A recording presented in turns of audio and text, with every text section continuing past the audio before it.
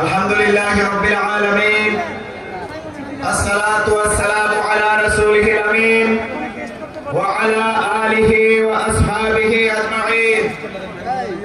11 দল সমর্থিত জোটকে সামনে রেখে বাংলাদেশ জামাত ইসলামী শেরপুর জেলা শাখার উদ্যোগে মুহতারাম আমিরে জামাত ডাক্তার শফিকুর রহমানের আগমন উপলক্ষে আয়োজিত আজকের এই জনসভায় সম্মানিত সভাপতি, সম্মানিত নেতৃবৃন্দ, সম্মানিত শেরপুরবাসী, আপনারা কেমন আছেন? শহীদ কামারুজ্জামানের রক্তস্নাত শেরপুরের সংগ্রামী তৌহিদি জনতা, আমরা আমাদের জীবন দিয়ে হলেও শহীদের রক্তের ময়দানে দাঁড়িপাল্লা প্রতীকের বিজয় আনবো ইনশাআল্লাহ। সেই শহীদের উত্তরসূরি হিসেবে একই পথে যাত্রা করে আমাদের রেজাউল ভাই শহীদ হয়েছেন।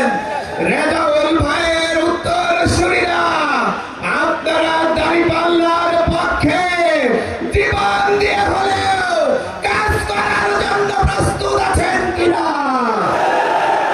সম্মানিত জনতা, বাংলাদেশ আজ 54 বছরের এক গ্লানি থেকে বের হওয়ার জন্য উদ্যোগ গ্রহণ করেছে। এই অগ্রযাত্রা আজকে ঐক্যবদ্ধ বাংলাদেশের প্রতিচ্ছবিতে পরিণত হয়েছে।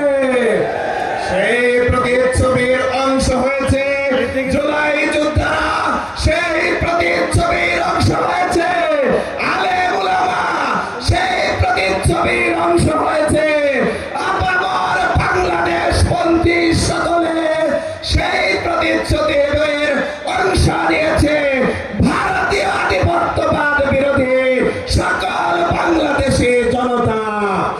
আমাদের এই অবদগ যাত্রাকে কেউ যদি রুখে দিতে চান, তাদেরকে বলছি আমাদের জীবনের উপর দিয়ে আপনাদের হাঁটার জন্য উদ্যোগ নিতে বলবো। সংগ্রামী সাথী ও বন্ধুগণ, আমাদের একটি অবহেলিত জেলা শেরপুরকে নিয়ে আমরা শহীদের রক্ত ভেজা এই ময়দানকে আবাদ করার জন্য সুদৃঢ় পরিকল্পনা হাতে নিয়েছি। যেই পরিকল্পনায় আছে কৃষি বিপ্লব, যেই পরিকল্পনায় রয়েছে শ্রমিকদের অধিকার নিশ্চিত করা, যেই পরিকল্পনায় রয়েছে ব্যবসায়ীদের জন্য চাঁদাবাজ মুক্ত একটি সুষ্ঠু ব্যবস্থাপনা, যেই পরিকল্পনায় রয়েছে শিক্ষার গুণগত মানের উন্নয়ন, আমরা বিশ্ববিদ্যালয়, মেডিকেল কলেজ, কারিগরি শিক্ষা প্রতিষ্ঠানের অগ্রগতির মাধ্যম দিয়ে এই শেরপুরের উন্নয়ন করতে চাচ্ছি। কিন্তু কোন কোন মহল তারা হত্যাকাণ্ডের রাজনীতি নিয়ে সামনে এগোতে চাচ্ছে।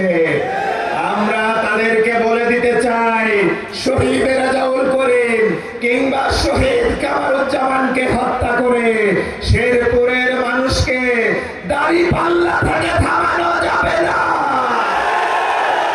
আজকে আপনারা আমাদের নারীদের উপর হাত দিয়েছেন, আমাদের শ্রমিক সহ ছাত্রদের উপর হাত দিয়েছেন। আপনারা যদি মনে করেন 5 আগস্ট বাংলাদেশে আর আসবে না, তাহলে আপনাদেরকে পলায়ন করার জন্য প্রস্তুতির আহ্বান রাখছি। সংগ্রামী সাথী ও বন্ধুগণ, এই অবহেলিত জনপদ নিয়ে, কৃষি বান্ধব শেরপুর নিয়ে আমাদের পরিকল্পনার কথা ইতোমধ্যে আমরা শেরপুরবাসীকে জানিয়েছি।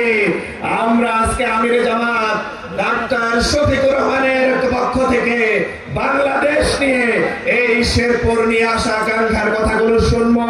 তিনি অল্প কিছুক্ষণের মধ্যে আমাদের মাঝে আসবেন, আমাদের সাথে কথা বলবেন। আপনারা